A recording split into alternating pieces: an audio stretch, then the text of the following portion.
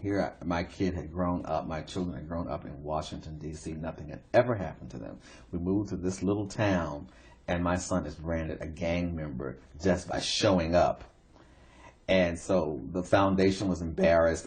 It was just a mess. And I said, you know, I will bring everybody that I know in Washington out here, and we will just decimate this place. I can't believe you have done this to my child, who was, you know, he's a junior high school student. I mean, he's petrified, you know, what he claims he was, but he was, you know, you could tell.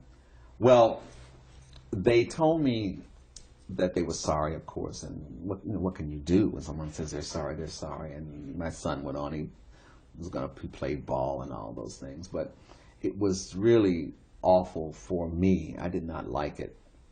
And eventually, one of the vice presidents, I guess, said to me, well, Bobby, you know, you're in a place with a lot of money.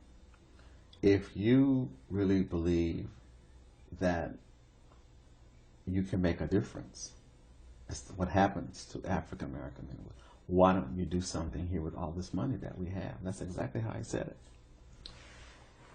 Well, I was like, okay, what do I do? You know, you may have all this money, but you got to have a plan. You got to, and that's what got me started on this road dealing with African American men. They allowed me to bring everybody out there. No, you know, money was no expense. Well, who were some of the people that you brought out to?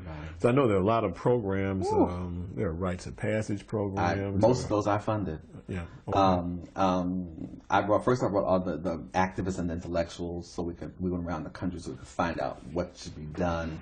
I had Haki, I had Lerone Bennett, I had Ramona Edlin, I had the Urban League, I had NAACP, I had everybody. We talked about Juwanza Kunjufu, was he part of it? Kunjufu King, yes, I do believe he did come to one of those. So it was just a massive group of people that we put together and came up with what we called an initiative. And I put about $30 million at that period into funding what we consider the best of these programs. About 35 of them, about 200,000 boys were involved. And that included rites of passage programs, leadership programs. I funded Stedman Graham's Athletes Against Drugs program. I funded ancillary programs because my belief was that this was not, I would not let people say it was violence because they kept saying black boys are violent. What I said is black boys need options. Violence is a symptom of something gone wrong.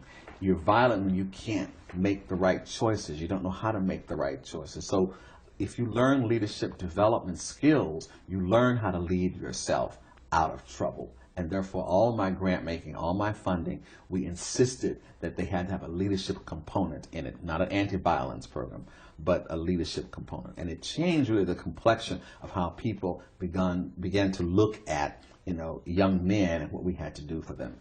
That was very successful. It was so successful at one point that we had so many people calling the foundation from the U.S. and abroad. They eventually said, "This is too big. You're going to have to move this outside of the foundation." They then created a national task force, which was headed by, or I created it, and I was the director of the task force, headed by Andrew Young.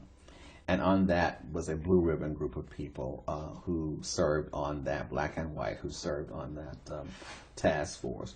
And we came out with a report, which is now a kind of a legendary report called Repairing the Breach. And Repairing the Breach is used in many universities and colleges today as a textbook. Repairing the Breach is about how to repair civil society and how to bring boys and their families back into the life of these communities. And it's just the blueprint.